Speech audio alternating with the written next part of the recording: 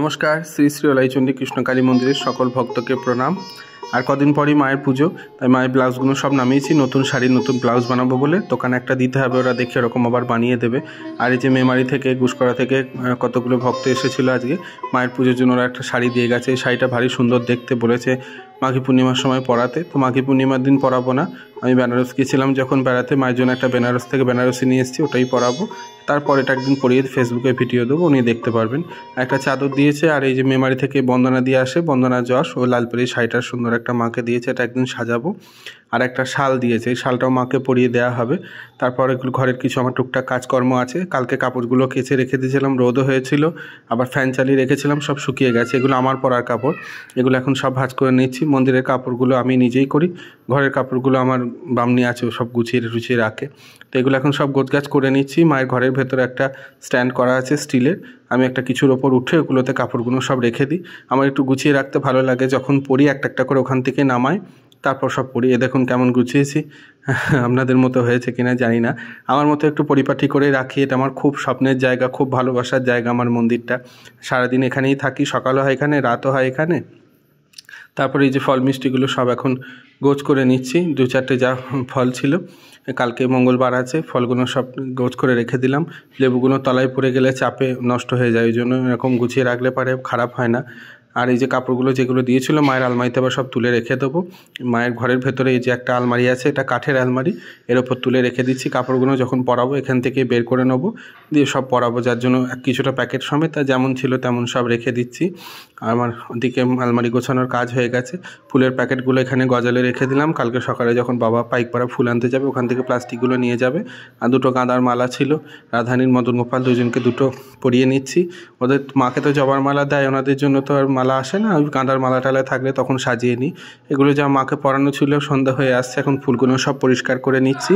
পরিষ্কার করে নিয়ে তারপর ঘরটর ঝাড় দেওয়া, পোছা, অনেক রকম কাজকর্মগুলো আছে। আর ওই যে গামছাটা দেখছেন, ওটা দিয়ে মাকে চান করানো হয়, যেগুলো কাল গরম জল দিয়ে কেচে রেখেছিলাম। তো এই ফুলগুলো সব তুলে নিয়েছি। এখানে মন্দিরের পাশে আমার একটা ঢপ থাকে, ওর মধ্যে আমি ফুলগুলো ফেলে অল্প করে মাটি চাপা দিয়ে রাখি। ফুলগুলো পচে মাটিতে ছাড় হয়ে গেলে ছাদে বাগানে আমার তখন কাজে লাগবে। আর এখন মিষ্টিগুলো সব সুন্দর করে গুছিয়ে রেখে দিচ্ছি, এই পাত্র ঢাকা দিয়ে জল বসিয়ে, যাতে আর পিঁপড়ে লাগবে না। অবশ্য এখন শীতের সময় অতটা পিঁপড়েও নেই। মায়ের ঘরগুলো এখন সব ঝাড় দিয়ে নিচ্ছি, ঘরটা পুঁছবো, বিকাল হয় থাকতে থাকতেই পরিষ্কার করে নিচ্ছি। আমার আবার একটু নেশা আছে গুল মাজার, তাই একটু দাঁত মেজে মুখটা ধুয়ে নিচ্ছি, আবার একটু এনার্জি পাবো, আবার কাজকর্ম করব। কলতলায় মুখ টুক ধুয়ে হাত পা ধুয়ে জল নিয়ে চলে এসেছি মায়ের ঘরে ঘর পোছার জন্য। অনেকে জিজ্ঞাসা করে আমি ঘরের মেঝেই কী ব্যবহার করি, তো আমি যখন ঘর মুছি ঘরের জলের মধ্যে সামান্য একটুখানি কেরোসিন তেল দিই। কেরোসিন তেল দিলে ঘরটা বেশ পরিষ্কার হয়, মেঝেটা চকচক করে, কোনো কিছু ময়লা থাকে না, পিঁপড়ে লাগে না। আমি এরকমই করে আসছি আগাগোড়া। আর মায়ের বাসনগুলো সব স্ল্যাবের ওপরে নিয়েছি, একটু করে গঙ্গার জল বুলিয়ে নেবো, দেওয়ার পর এবার সব ফল বানাবো। অল্প করে রাত্রিবেলা ফল বানাই, রাতে বেশি ফল দিই না, সকালেই বেশি দিই। শসা, কলা আর আপেল এই দিয়ে রাত্রিবেলা আজকে শেতল দিয়েছি। আর দুধ আর একটু কালাকাঁদ ছিল, ওই দিলাম। মায়ের এবার ভোগ লাগাবো। দুধটা জাল দিয়ে নিচ্ছি, জুড়িয়ে যাবে ফ্যানের হাওয়ায়, তারপর তখন দেবো। আর এই যে পঞ্চপ্রদীপ সাজিয়েছি, একটা করে সলতে দিলে ভালো জ্বলে না, 2টো করে দিলে বেশ ভালো জ্বলে।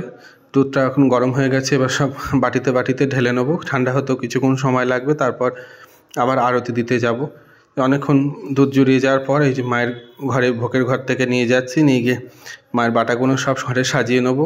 আজকে আবার পিসি আসবে না, সিদ্ধেশ্বরী বাড়ি কালী পূজা আছে, ওখানে পিসি থাকবে, যে পিসি আমার বাসন টাসন ধুয়ে দেয়। তো এখন সব ভক্তরা এসেছে মন্দিরে আরতি দর্শন করতে। শিবনাথও চলে এসেছে, ঢাক নিয়ে রেডি, 7:05। আমি এখন আরতি জোগাড় করছি। তো মায়ের পুজো হয়ে গেল, প্রসাদগুলো সব বের করে দিচ্ছি। আজকে আমাকেই সবাইকে প্রসাদ দিতে হবে, অন্যদিন পিসি দিয়ে দেয়। তো যারা আরতি দর্শন করতে আসে ওদের মধ্যে প্রসাদটা দিয়ে দিই।